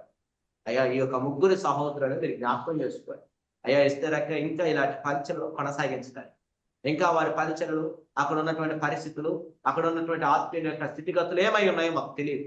కానీ ప్రభువా వీడియో ద్వారాగా నీవు ఇచ్చున్నటువంటి ఈ యొక్క టెక్నాలజీ ద్వారాగా, సాంకేతిక ద్వారాగా ప్రభువా మేము ఈ యొక్క జూమ్ యాప్ ద్వారాగా మాట్లాడుకుంటున్నాం, చూసుకుంటున్నాం ప్రభువా. అక్కడ ఉన్నటువంటి పరిస్థితులు ఏమైనా కావచ్చు, కానీ ఆ పరిస్థితులన్నీ కూడా వారు చూసుకుంటున్నారు. వారే వాటన్నిటిలోనూ పోరాడి విజయాన్ని పొందుకుంటున్నారు నీ కృపను బట్టి ప్రభువా. ఇంకనూ ఈ పరిచర్య విస్తృతంగా జరగటానికి నీవే సహాయం దయచేయండి.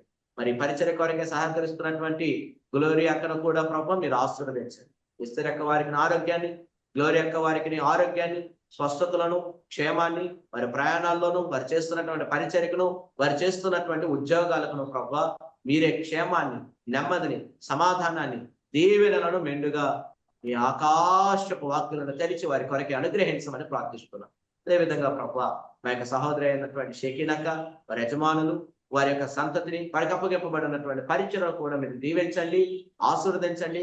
గొప్పవైనటువంటి కార్యాలు వారి జీవితాలలో, వారు చేస్తున్నటువంటి పరిచయలలో మీరు జరిగించండి. అప్పగింపబడినటువంటి ప్రియులు ఎవరైతే ఉన్నారో ప్రభా, ఎస్తేర్ అక్క వారికి, గ్లోరీ అక్క వారికి, షకీనక్క వారికి, సంఘమైనటువంటి స్వాస్థ్యమైనటువంటి ప్రజలు ఎవరైతే ఉన్నారో, ఎవరైతే ఈ యొక్క వాక్యాన్ని వింటున్నారో, ఎవరైతే ఈ యొక్క గ్రూప్ లో పాల్పొంపులు పొందారో, ఎవరైతే ఈ యొక్క గ్రూప్ ద్వారాగా అనుదినం మన్నాన్ని పొందుకుంటున్న వాళ్ళే, జీవాన్ని పొందుకుంటున్న వాళ్ళే, వారు నీ లేఖనాలను తెలుసుకుంటూ భయభక్తులు కలిగిన వారిగా బ్రతకటకై ప్రభా, సద్భక్తితో బ్రతకటానికి పూనుకొని బ్రతుకుతున్నారు. అటు వారిని బట్టి మేము ప్రార్థన చేస్తున్నాం ప్రభా. మరింతగా ఈ గ్రూపుల ద్వారాగా బలపరచబడాలి, వారిని, వారి కుటుంబాలు దీవెనకరంగా ఈ గ్రూపుల ద్వారాగా మార్చబడటానికి మీరే సహాయం దయచేయండి. అయ్యా ఈ దినాన ప్రభా, అయ్యా డబ్బు కన్నను, ఆరోగ్యం కన్నను, స్వస్థత కన్నను ప్రభా, నీ అందులో భయభక్తులు కలిగి బ్రతుకుతూ అంత్య దినాలలో ఉంటున్న మేము నీ రాకడలో ఎంతబడి గుంపుగా ఉండాలన్నటువంటి ఒకే ఒక ఏకైక తృష్ణ కలిగిన వారంగా బ్రతుకుతూనే ఉంటాను. ఈ తృష్ణను మనం నెరవేర్చండి, మా ఆశను తృప్తిపరచమని ప్రార్థిస్తున్నాం. అయ్యా అవసరాల అక్కర్లన్నింటినీ కూడా మీరే తీర్చండి. పరిచయలకు కావాల్సిన, సేవకులకు కావాల్సిన, జరగనటువంటి కార్యక్రమాలకు కావలసిన, కుటుంబాల్లో ఉన్నటువంటి అవసరాల కొరకైనటువంటి ప్రతి ఒక్క ఈవులను మీరే నీ కృపా మహదైశ్వరం ద్వారా సమస్తం సమకూర్చి ఇది జరిగించమని, దీవించమని, మేలులు వారి కుటుంబాలను జరిగించి నీ కొరకైనటువంటి సాక్ష్యంగా వారు ఉంటున్నటువంటి ప్రాంతాలలో మీరు నిలవబెట్టమని ప్రార్థిస్తున్నాం. అల్పులమైన మమ్మలను కూడా ఈ పరిచయంలోనికి పిలుచుకొని వాడుకుంటున్నందుకే స్తోత్రాలు. దీవించండి, ఆశీర్వదించండి. ఈ సహవాసంలో చేరి ఉన్న మేము అంతము వరకును నమ్మకం కలిగిన వారిని కొనసాగించుట కొరకైనా నీ కృపను మాకు దయచేయమని ప్రార్థిస్తూ ఈ రాత్రికాల దీవెనలతో తృప్తిపరచమని నజరేయుడైన యేసుక్రీస్తు పరిశుద్ధమైన గొప్ప నామంలో ఈ ప్రార్థన అడిగి పొందుకొని ఉన్నాం తండ్రి. ఆమేన్. ఆమేన్. ఆమేన్. ఆమేన్. ఈ యొక్క గ్రూప్ మీటింగ్ అంతటిని కూడా ఆశీర్వాదకరంగా, దీవెనకరంగా ప్రభు జరిగించినందుకై స్తోత్రాలు చెల్లిద్దాం. స్తోత్రం, స్తోత్రం, స్తోత్రం, స్తోత్రం, స్తోత్రం, స్తోత్రం, స్తోత్రం, స్తోత్రం. మన తండ్రి అయిన దేవుని ప్రేమ, కుమారుడైన యేసుక్రీస్తు వారి కృప, పరిశుద్ధాత్మ దేవుని అన్యోన్య సహవాసమును సన్నిధి ఈ గ్రూపును నిర్వహిస్తున్నటువంటి ఎస్తేర్ అక్క వారి పరిచయలకును, సహకరిస్తున్నటువంటి గ్లోరీ అక్క వారికి, పరిచయస్తులైనటువంటి షకీన్ అక్క వారికి, వారికి అప్పగింపబడిన పరిచయలకును, పాలు పంపులు పొందినటువంటి సంఘమైనటువంటి ప్రజలకును, విశ్వాసులకును, అప్పగింపబడినటువంటి సేవ పరిచయలకును, సకల పరిశుద్ధులకు సదాకాలమున నిరంతరమైన నీ కృపను తోడుగా నుంచి ఆశీర్వదించి వర్ధిలింపజేయునుగాక. ఆమేన్. ఆమేన్. సియోనులో నుండి నా తండ్రి మిమ్మల్ని అందరినీ ఆశీర్వదించునుగాక. ఆమేన్. ఆమేన్. ఆమేన్. సమయాన్ని ఇచ్చున్నటువంటి సహోదరి అయిన ఎస్తేర్ అక్క గారికి హృదయపూర్వకమైన వందనాలు. ఈ ప్రోగ్రామును జరిగిస్తున్నటువంటి గ్లోరీ అక్క వారికి కూడా హృదయపూర్వకమైన వందనాలు. ఈ గ్రూప్ లో పరిచయం అవటానికి నా కొరకై మీ దగ్గర సమయాన్ని అడిగి నన్ను ఈ పరిచయంలోనికి పరిచయం చేయటానికి ఉపయోగపడి ఉన్నటువంటి ఈ పరిచయ కొరకై నన్ను కూడా వాక్యోపదేశాన్ని బోధించుటకై సహకరించున్నటువంటి మా యొక్క సహోదరి అక్క అయినటువంటి షకీన్ అక్క వారికి కూడా నా హృదయపూర్వకమైన వందనాలు. పాలు పంపులు పొందినటువంటి దేవుని ప్రియులైన మీ అందరికీ కూడా హృదయపూర్వకమైన వందనాలు. అందరికీ వందనాలు. హల్లెలూయా, హల్లెలూయా. దేవుని పరిశుద్ధ నామమునకు స్తుతి. Hallelujah. Thank you Lord, thank you Jesus.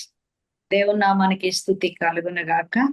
మరి ఈ దినం పాస్టర్ ప్రవీణ్ గారిని బట్టి నేను ఎంతగానో సంతోషిస్తున్నాను. వారి సాక్ష్యాన్ని బట్టి మరి దేవుడు తన రక్షణ సంకల్పంలో ఆ కుమార్ని ఎన్నుకొని తన పరిచర్య కొరకు నిలబెట్టి వాడుకుంటున్న విధానాన్ని బట్టి నేను ఎంతగానో సంతోషిస్తున్నాను. వారి పరిచర్యని దేవుడు దీవించి మరి వ్యాప్తి చెందినట్లు మనం ప్రార్థన చేద్దాం. మరి వారి యొక్క సతీమణి శ్రీవల్లి గారిని కూడా బట్టి నేను సంతోషిస్తున్నాను. అద్భుతమైన మరి వర్షిప్ నడిపించిన మరి కుమార్తెను కూడా ప్రభు బలంగా వాడుకోను గాక. ఈ చిన్న అంటే వారు చిన్నవారు అయినా కూడా ప్రభు గొప్పగా అద్భుతంగా వాడుకుంటున్నారు. అందరిని బట్టి దేవుని స్తుతిస్తున్నాను. మరి నిజంగా ఈ దినము చూసినట్లయితే మరి యెహోవా యందలి భయం పవిత్రమైనది అని ఉంది. భయం, యెహోవా యందు భయము గల వారిగా బ్రతకాలి ఈ దినాల్లో. నిజంగా చాలా మరి ఎక్కడ చూసినా భయం లేని పరిస్థితి, భక్తి లేని పరిస్థితి. కాబట్టి జీవం గల దేవుని చేతిలో పడుట బహు భయంకరమని దేవుని వాక్యం సెలవిస్తుంది. కాబట్టి మనము యెహోవా యందలి భయం ఎట్టిదో మనం ఎరిగి ఉండాలి, తెలుసుకోవాలి. మరి నిత్యము భయము కలిగి ప్రవర్తించడానికి మనము సిద్ధపడాలి. వారే ధన్యులని ప్రభు చెప్తున్నాడు. కనుక దేవుని సన్నిధిలో భయము కలిగి, భక్తి కలిగి, ఆయన మార్గంలో నడవడానికి, ఆయనను వెంబడించడానికి, అనుసరించడానికి, ఆయన చూపిన మాదిరిలో నడుచుకోవడానికి దేవుడు మనందరికీ సహాయం చేయునుగాక.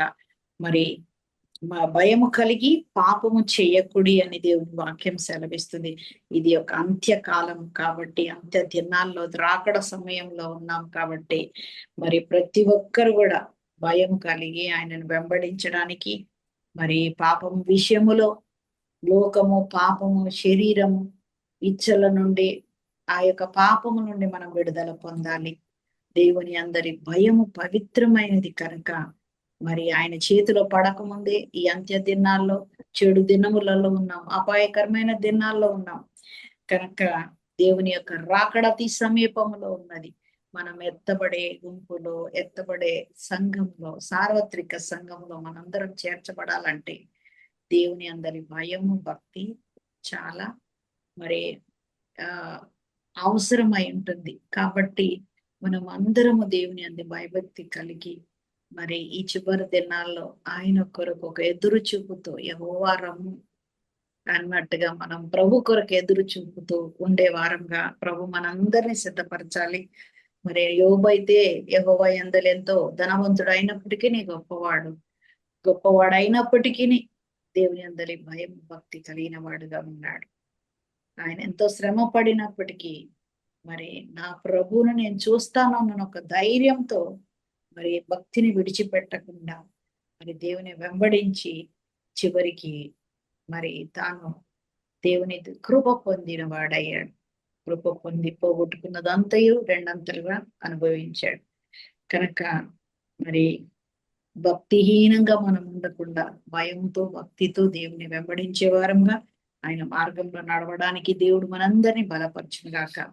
మరి ఈ సమయంలో మరి మంచి వర్తమానం, ఈ దినాల్లో కావలసిన వర్తమానం ప్రతి ఒక్కరికి యెహోవా యందలి భయం ఎట్టిదో తెలుసుకోవాలి కనుక మరి అద్భుతమైన మరి వర్తమానం, ఈ దినాల్లో అవసరమైన వర్తమానం, ప్రతి ఒక్కరిని బలపరిచేటువంటి వర్తమానం ద్వారా మరి తన సేవకుని ప్రభు వాడుకున్నారు. అందుని బట్టి దేవుని స్తుతిస్తూ మరి end time revival Holi spirit ministries తరపున మరి బ్రదర్ ప్రవీణ్ గారికి ప్రత్యేకమైన వందనాలు తెలియజేస్తున్నాను. దేవుడు మిమ్మల్ని మీ పరిచయను దీవించి వర్ధిల్ల చేయును గాక. మరి ఈ సమయంలో రిపోర్ట్స్ బై సిస్టర్ ఎస్తేర్ లింగాల. దేవుని నామం స్తోత్రం కలుగును గాక. మరి చాలా విషయాలు గ్లోరీ సిస్టర్ గారు చెప్పేశారు వాక్యం గురించి. నిజమే, మనమందరము భయం కలిగి ఉండాలి చివరి దినాలలో. మరి అద్భుతమైన సందేశము మరి పంచుకున్న బ్రదర్ ప్రవీణ్ గారికి కూడా ప్రత్యేక వందనాలు తెలియజేస్తూ ఉన్నాను. మరి ఆరాధన నడిపించిన సిస్టర్ గారికి కూడా ప్రత్యేక వందనాలు తెలియజేస్తూ ఉన్నాను. వారికి ఈ మధ్యలోనే 3 నెలల క్రితం వివాహం జరిగింది. మరి తను కూడా ఎన్నో ప్రపోజల్స్ వచ్చినా చేసుకోలేదంట. ఎందుకంటే దేవునిలో ఉన్న అమ్మాయి, దేవుడు సమర్పించుకున్న అమ్మాయి వస్తేనే నేను చేసుకుంటానని మరి తను ఎంతో ఎదురు చూస్తూ మరి దేవుడు మరి అద్భుతంగా మరి సిస్టర్ గారిని మరి వివాహం జరిపించాడు. ఇద్దరు మరి పరిచయలో వాడబడుతూ ఉన్నారు. చాలా సంతోషము. మరి వారి తల్లి గారు కూడా more than 20 years అనుకుంటా పరిచర్యలో దేవుడు మరి వాడుకుంటూ ఉన్నారు.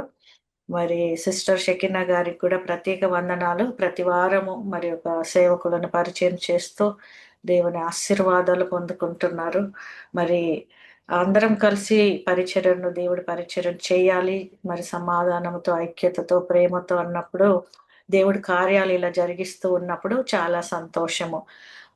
మరి బ్రదర్ మీకు మరి సిస్టర్ గారికి ఈ మినిస్ట్రీ తరపున ప్రత్యేక వందనాలు తెలియజేస్తూ ఉన్నాను. మరి ఒక విషయం నేను పంచుకోవాలి అని ఆశపడుతూ ఉన్నాను. ఇక్కడ ఉన్న వాళ్ళు మన నేరడు బందాలో మీరు చూస్తూ ఉన్నారు కదా. ఇక్కడ ఉన్న వాళ్ళు మరి మనకు 5వ గ్రామం నేరడు బంద. వాళ్ళకు దేవుడు మరి తర్వాత మునుపురాయి వాళ్ళకు కూడా మరి దేవుడు వాళ్ళిద్దరికి మరి మొన్నటి దినమున మూవీస్ వాళ్ళకి చూపెట్టాలి. వాళ్ళకి మరి చదవలేరు గనక మరి ఈ యొక్క దేవుని యొక్క మూవీస్ ద్వారా అంటే ఈ చూస్తే వారికి దేవుడి యొక్క భయము, దేవుడు మన కొరకు ఎలా తన ప్రాణాన్ని అప్పగించాడు అనేది వాళ్ళకు తెలుస్తుందని దేవుడు వారికి మరి మొన్నటి దినమున 2 టీవీలు వాళ్ళకు వాళ్ళ ప్రాంతాలకు దేవుడు మరి సహాయం చేశాడు. అందుని బట్టి దేవుని స్తుతిస్తూ ఉన్నాను. దేవుడు ఎంతో గొప్ప అద్భుత కార్యాలు చేస్తూ ఉన్నాడు. ఎంతగానో దేవుడు మనల్ని ప్రేమిస్తూ ఉన్నాడు కాబట్టి ఆ ప్రేమను మనము మర్చిపోకూడదు. మనం దేవుడు మనల్ని ఎంత ప్రేమిస్తున్నాడో మనం కూడా అంత ప్రేమించాలి.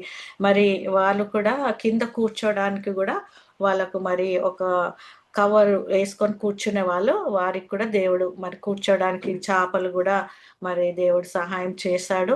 టీవీ పెట్టడానికి కూడా ఒక టేబుల్ కూడా దేవుడు ఇచ్చాడు. మరి దేవుడు ఈ రీతిగా ప్రేమిస్తూ ఉన్నప్పుడు మనం కూడా దేవుణ్ణి ప్రేమిస్తూ దేవుడికి కృతజ్ఞత కలిగి ఉండాలి. ఈ టీవీలు ఎందుకు అంటే వాక్యం వినడానికి, మన జూమ్లో పాల్గొనడానికి. ఎందుకంటే వారి ఫోన్లో వాళ్ళు జాయిన్ అయితే ఫోన్ వేడెక్కిపోతుంది, మరి అది పని చేయదు. ఇప్పుడు ఫోన్స్ అన్నీ అలా ఉన్నాయి కాబట్టి మరి దేవుడు ఇప్పుడు 3 ప్రాంతాలకు 3 టీవీలు దేవుడు ఇచ్చాడు. ఆ టీవీల ద్వారానే వీళ్ళు ఇప్పుడు మనకు జూమ్లో జాయిన్ అవ్వడము, ఆ రీతిగా వాళ్ళు వాక్యాలు వినడము, మరి పాటలు వినడము, తర్వాత వాళ్ళు ఏదన్నా దేవుడికి సంబంధించిన మరి మూవీస్ కూడా చూడడం. అంటే మనకు వాళ్ళకు కరుణామయుడు ఏంటో తెలీదు, ఆ మూవీ చూడలేదు, దయామయుడు ఇలాంటి వాళ్ళు చూస్తూ ఉన్నప్పుడు కూడా, ఆ దృశ్యాలు చూస్తున్నప్పుడు కూడా వారికి కూడా దేవుడు భయము కలుగుతుంది, దేవుని అందు విశ్వాసము కలుగుతుంది అనే ఉద్దేశంతోనే అక్కడ 3 ప్రాంతాలలో మరి వంతివాని పాలెంకు ఆల్రెడీ మనము వాళ్ళకు ఆల్రెడీ దేవుడు అన్ని సమకూర్చాడు కదా. ఇప్పుడు మరి ఈ 2 గ్రామాలలో దేవుడు కూడా సహాయం చేస్తూ ఉన్నాడు. మరి రాయపాలెం అనే గ్రామానికి మాత్రము నెట్వర్క్ లేదు, అందుకే వాళ్ళు జాయిన్ కాలేకపోతున్నారు. దేవుడు ఒక చిత్తం అయితే వాళ్ళకు కూడా దేవుడు నెట్వర్క్ మరి అనుగ్రహించి మనతో జాయిన్ అవుతారని నేనైతే విశ్వసిస్తూ ఉన్నాను. మరి గోర్లో అనే ప్రాంతంలో కూడా వాళ్ళందరూ కూడా మరి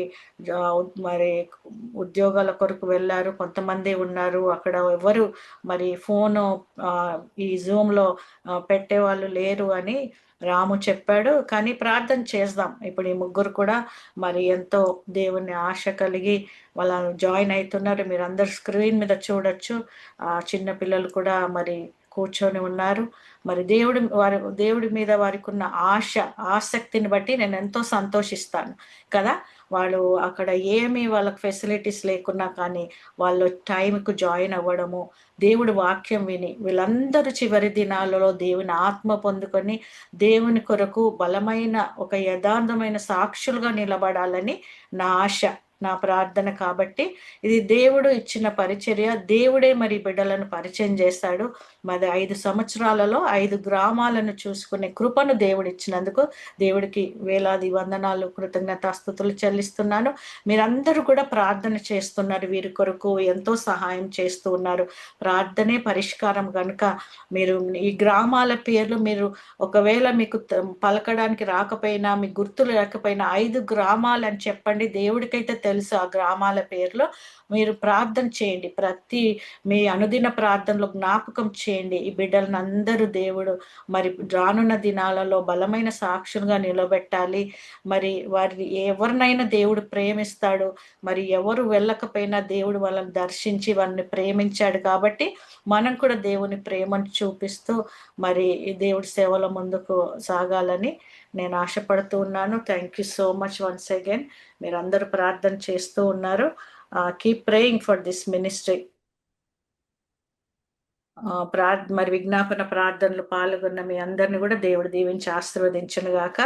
మరి స్పీకర్స్ కొరకు కూడా ప్రార్థన చేయండి. దేవుడు ఎన్నుకున్న బిడ్డలు మన మధ్యకు రావాలి. చివరి దినాలలో ఎలాంటి వాక్యము మనము వినాలి, ఆత్మీయంగా బలపరచబడాలి. కాబట్టి ప్రభా, మా ఆత్మలకు కావలసిన మరి నీ ఆత్మీయ ఆహారం మాకు దయచేయి ప్రభా. ఎవరిని ఎన్నుకొని ఎవరిని తీసుకొస్తావు వారిని నడిపించి ప్రభా అని మనం కూడా మరి ఆ ప్రార్థనలో కూడా మనం ఈ అంశంను ఎత్తిపట్టి ప్రార్థన చేద్దాము. ఇప్పటి వరకు నడిపించిన దేవుడు మరి ఆయన రాకడ పర్యంతం వరకు నడిపిస్తాడని విశ్వాసంతో మనం ప్రార్థన చేద్దాం.